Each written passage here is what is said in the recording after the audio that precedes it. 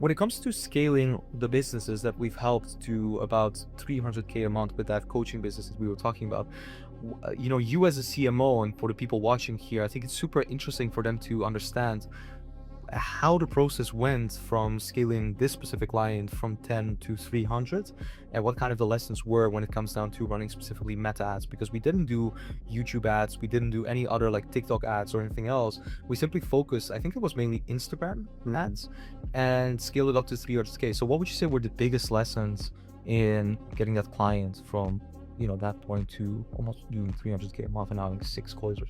Yeah, so it's pretty simple. Like I think most people like overcomplicate, like not doing multiple funnels and these sort of things. The best thing is like we just focus on one funnel and just maximize that specific funnel, and that funnel is just simple call funnel. We do this for every client that we do at the moment.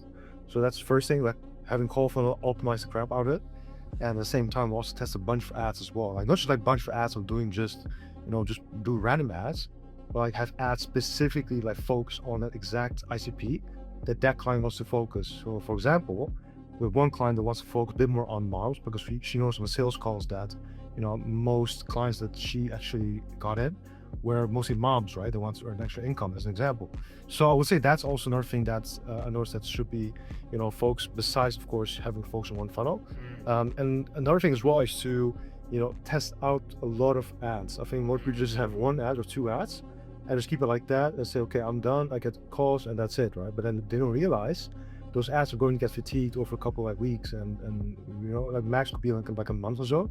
So I think that's also another thing that I noticed that is something that a lot of people made a mistake by just focus on one ad and then not test a bunch of other ads or make more variations of the exact ad that's working, which we do at the moment with Claude, or Claude or AI system. Crazy strategy. Yeah, it's like we can make like 20, 30 new variations every week to the exact ad that's performing, like new scripts or new static ads, everything through Claude, and use that. Of course people say, oh, you just use Claude, but there's more to that. You can program the whole thing 100%. and make like a system out of it, and kind of spit basically more variations by just take a look at which are the best performance. And we connect our HighLevels as well, and of course meta ads to Claude to see the data and make more variations. So 100%. yeah. I think the biggest lesson with, for example, this specific line, the thing it was that we targeted, women in general, and then we started specifying like women that work in, for example, the healthcare space, or women that work in different kinds of fields, and then from there that made different variations based on the ones that worked. Yeah. And then we had, of course, the interview ads as well, which were a big factor, where she started doing, I believe, weekly interviews with her clients, and then we made snippets out of that and started implementing those as well to retarget her audience. Yeah. And it worked as well in a different way, because she already had a good audience. And I remember when we started with her, she had a webinar, Yeah, true. like the webinar running, and then I think we were doing still like 2 years ago, the webinar was working for her for $9.97 product. Yeah. And then she was selling it, I think, through the sales page. Like webinar PM was the sales page. When I said And $9.97. And then I believe after a couple of months or something, we introduced the calls. yeah, exactly. Right? Yeah, because the thing is, like, we noticed it was like a fatigue as well, and I think the market has been changed, especially because there are more competitors that came in, and they of course are used to like the evergreen webinar of like send it to the sales page, like buy 97, the scarcity and these sort of things. Yeah. So the market was super aware, right? And we noticed the results as well are getting more and down. So we're like, okay, why not just do it via cell phone? But we did via cell phone for ourselves as well, and that works quite well to get the calls, and that transitioned to that specifically for her, and that we still use it till this day, so still works. I think that also depends on the market itself. Like, of course, some funnels, like things, I'm not saying a webinar funnel doesn't work, but it takes more time, it takes more effort, and you need to be a very good copywriter in order to get it to work. It's not like you should funnel around with like ChatGPT and make like a script out of nowhere. Yeah. You have to be very like specific on the exact type of like framework you're using and how to convince somebody to, somebody that doesn't know anything about what you're doing, and convince them to buy straight away on the exact webinar to buy the program, right? Or buy the service or whatever it may be. So I think that's the thing that we did with her, that I think went from 100K, I'm not sure the exact numbers, but like 100K to then 200K and then 300K, but just changing that and just focusing, one funnel, the VSL funnel will keep the same thing, but it just focus purely on the ads, making new variations, and are really specific on the angle. Because the meta ads, of course, are now helped a bit more on less targeting, but then focus more on your creative. So your targeting is more on the creative now than on the than on targeting on the ad set. So I think that's something that we notice for whichever client we work with. So I think that also has been a game changer for her now to focus on that. I think when we also started with her, the webinar was working so good that we Yeah. just leveraged, I believe it was only retargeting ads, and then we got, I believe it was a cost per lead of less than €5 or something of cost, or like cost per lead. I remember, like with the funnel. Yeah. And then it started working, and then we introduced like someone to be there as a salesperson, like a closer. And then after that, we introduced the VSL, which we still have running up until this day. Yeah. And then just sending people to the opt-in, they watch the VSL, go through a typed form, and then there's a confirmation page.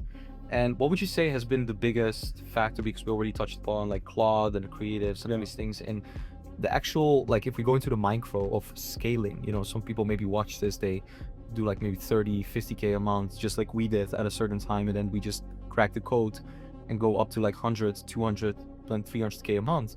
What would you say has been on the micro, for example, when scaling? Like what scaling strategies have we used for her, for example, and for us that we do now, that maybe some people could take away from this and, you know, maybe utilize for their own business? What you say? What do you think? Yes, of course. Also, a couple things. Well, of course, not as difficult as what people seem to make out of it. Yeah. I would say, of course, if winning ads is working, or winning ads in that sense from now, of course, scale up with 10 to 20% each day. So don't scale up with 50%, like some people do that for some reason, and then the whole thing just bombs. So I would say that that is first and foremost. Don't hesitate to scale. Like if it works, for example, if it books calls, if it gets you like qualified calls as well, and there's also sales coming out of that asset, why not just scale up? Like I've seen it multiple times where I see like a coach or like an agent, or it's just like I'm scared to spend more when it's actually working. So they're so used to like expending small budgets, so they just keep at the same budget without realizing that that's not the budget going to get to 100K, 200K, 300K. Exactly. Of course, we recommend to start off like with as little as €10 per day. That's a thing. It's important, but afterward you need to scale up and spend more budget. At the same time, I covered that also on the previous question you had. So basically, test more ads. Like that's the thing. You cannot just focus on one ad and scale that with 2,000 per day. Like it's going to break. Yeah. It's tough. Yeah. So you have to low, like we call low balancing, low balancing the budget. So if you have 2,000, instead of just putting 2,000, all in on one ad, have it spread around on multiple ad sets, multiple ads. So you're testing a bunch of stuff to see which are the winners. So you have always backups, like that's what I always notice with not just with ads, but also in life as well. You always have to backup a plan as well. When one thing's not working, then you have other things that are working at the same time. So I would say those are the most important thing in terms of scaling the tree. And I think the last but not least, the most important thing is, I would say, sales, because I think we have a couple clients that we're just absolutely just scaling the crap out of the marketing, like the ads and these sort of things. But when we book calls and the closers are not closing because they're closing, closing shit. Yeah, closing is like below 20% or something. Closing rate. Exactly. Yeah. So that's the thing. Like where some clients are just focused too much on marketing, while they're neglecting the sales side. They're kind of like, they're kind of compensating for the sales issue for the marketing stuff, or with the marketing stuff, which is not the way to go, right? There's something that also is I think the most important thing, then besides marketing, that can scale into 200K. I think so too. So I think those are at least what I think is the most important thing. If you want to scale, if you want to scale to 200K, 300K, and these sort of numbers per month. So yeah. Would you say that clients are also underusing their testimonials? Because we've seen so many clients have testimonials, for example, and then they don't leverage them. They don't use it in their marketing, which is kind of the biggest thing that Robert Cialdini talks about in influence. It's the social proof part. Have you seen the difference in terms of which specific creatives work better, say for this client? Like, were it more statics? Was it the combination of the interview ads that were on the retargeting? Yeah. Because we do mostly retargeting for her, or at least we used to do it. Like, have you seen any form of creatives work better while scaling, or was it like a combination of multiple ones, we should say? Yeah, so it depends. For example, for us, like the interview ads are working quite well, but for some clients it doesn't work that well, right? Of course, it could be maybe because of the interview itself, like it's not really interesting, like results. But I would say that's kind of inconsistent on an area. Maybe it's the audience or something, because like for us it's more skeptical, and for them it's more, maybe they're looking for something different. Yeah, correct. So I would say that it could be one thing, but also another thing as well is is basically the simple ads, like literally with clients just like having the phone, record it, have only the subtitles on, and that's it. There's no like fancy editing or whatever it may be. Like, I would say that's also another ad format that will work quite well, just like very raw and, you know, without any cutscene, like not even heavy editing, just like very like straightforward, you know, really use the phone to use it. Of course, you can use, you know, if you're not really the raw type person to think up, you know, to really say it, then that what you fake, you can use like a teleprompter on your mobile phone, right? Exactly. To help you out on recording these things. So I would say those ads are working quite well, and what I would recommend for most people, if they're not really have an editor or something like that, just use like a simple, use your phone and, you know, record it, put some subtitles on CapCut, or I don't know, you can do it to Instagram as well, you know, or TikTok or whatever it may be. So super easy, and just launch those. I would say those ads are working well. I would say in terms of the video ad side of things, I would say that for B2C, I would say not behind the scenes, but more like the POV, you know, the POV. So they showcasing the life of a, let's say, virtual assistant. So basically what the person's doing, you know, like day in the life or day in the life, exactly. That's the name. So day in the life, sort of like ad style. So it's not like an ad specifically. It's more like a content that would fit in a sort of like a normal content on IG, but it fits really well in terms of also for an ad format, because it doesn't look like an ad, you know. You just showcase what your lifestyle is and what you actually do as a virtual assistant. And if they want to know more about, you know, how, for example, if you're making virtual, well, if you're doing virtual assistants, if you want to know how to do it as well, then you, of course, click on the link and then, you know, watch the free training. So these sort of things. So I would say that ad format is working quite well. I would say that the ad format are kind of like not well, obviously still working, but it's not like a necessity, are those high fancy editing, like use high fancy editing, like sort of ad format, like Imangaji added. Imangaji added, like these sort of thing. I would say, of course, it could work, but I would say it's not the necessity anymore to do it. You could see also from other coaches, like, you know, like Shelby Sapp, like, you know, I think Magashi also started doing that as well, you know.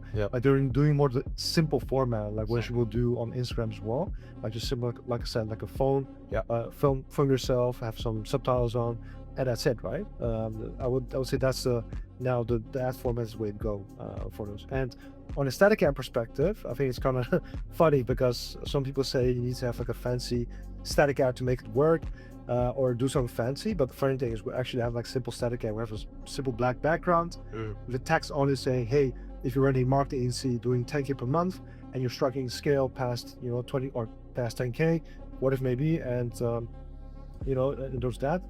Click on the link to know more how a two-step funnel works. That's really working, huh? Of course, we have more variation we make. Of course, yeah. If you run a website agency, run a CRO agency, like these sort of things, I could say that those are working super well. And I also advise that to you know, a lot of our clients as well. And it works super well. Like, it's super ugly. It looks like it doesn't work, but it works because Meta, you know, they actually analyze with AI of what you say on of course on the ad copy, but also on the static ads.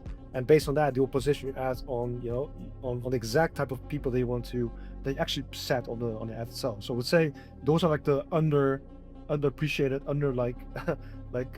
I call it, undervalued, undervalued ads that people are not really like utilizing. They're most likely just doing video ads and these sort of things. So for everyone out there, I would say that, you know, the best way to start ads, like super simple, just use static ads, which like a simple background, doesn't have to be fancy, could be freaking pink. I don't really care what the color is. That's your brand. Yeah, exactly.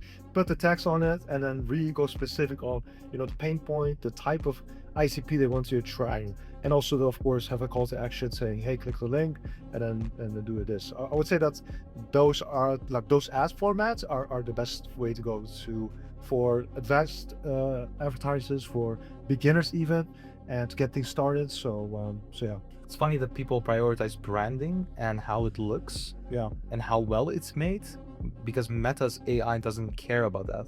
Meta's AI only cares about the wordings you use, and the positivity factor that you have, and the engagement level that it will create with the people, you know, on the platform. So whenever people say, oh, I need to have it fancy or whatever, I was telling, just keep it simple. Don't overcomplicate the ad. Just keep it preferably raw, because it's not like content where it needs to influence someone else. It's ads, so the Meta's AI prioritizes the messaging you use, not the fanciness of it. Exactly. Yeah, and that's a funny, like we had people that have fancy ads, but they're like generate no results. Yeah, they don't work. Yeah, they don't work. And then we have clients like their ads are freaking like raw, like ugly. There's no branding behind it, and these are just crushing it, Exactly. on ads. So I would say that's kind of funny. And another funny thing as well, like a lot of people think, oh, you got your clients are spending 2K or 5K per day, but the thing is, you don't actually have spending 2K or 5K per day to make it work, right?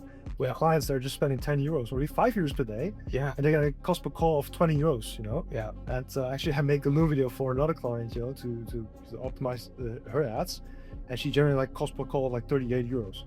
And she does realize she wants, she's generated like 263 leads, and she only like spent 418 euros, and she wants to get more conversion out of leads. About like you should scale the ads, She's got 2 sales out of it as well, Yeah. So I'm like, okay, but that's the thing. Like some people just, don't realize that their KPIs are super good. Yeah. So they're like, they're not aware they should actually scale up the ads, Yeah. So I think that's also another thing as well, really important to make sure you know your KPIs. If you don't know your KPIs, then you just blindly just spend, Exactly. That's people don't know their numbers. They probably even don't know their closing rates, or they don't know their lead to actually call conversion or lead to sale conversion. They don't know these things. And before you start doing anything on ads, you should actually have your KPIs as we have in our dashboard, pretty much. Well, we use HighRose then, of course, but people should be using at the key metrics to understand the cost per lead, cost per show up, cost per book call, cost per acquisition, all these things. And whenever we start talking about numbers, I notice people just don't know their numbers. Yeah. Then how can you scale when you don't know the numbers? It's like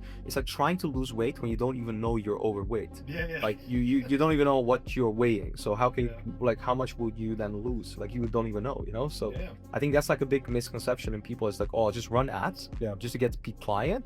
But they don't want to understand the entire process. And when you don't want to understand the entire process, well, that's when you're going to fail in scaling, because you just don't know your metrics. You don't know your numbers. You get on scale on emptiness, as we were talking about this morning with our numbers and what our cost per acquisition should be. Like if our media buyer doesn't know that our cost per acquisition should be around 1,750 euros and not 3,000, then she would maybe turn off some ads, or like turn off an ad that goes to get 700 euros booked call instead of like 300. Then she will turn it off instead of just keeping it on, because we can reach that maximum, because on the first cash collected that we get, we make money, right? Even if it's 2,500, we will make money because our average ticket price is 3.2K. Lifetime value, even not taken into account, we will still make money on that first sale.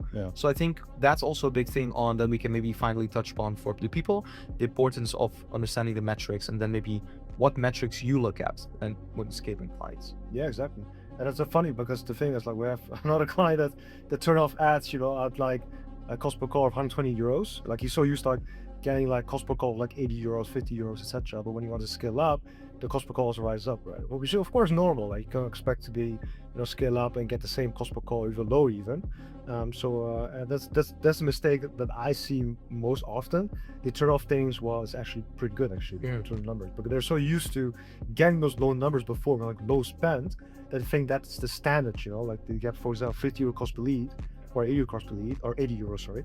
And I think that's normal, like when scaling as well, but that's not normal. Like normally it should be like, 150, 250 euros of cost per call, So I think that's also a thing that I would say that would be the biggest mistake of scaling, is not knowing numbers and just turn off things because you, of course, don't know the numbers.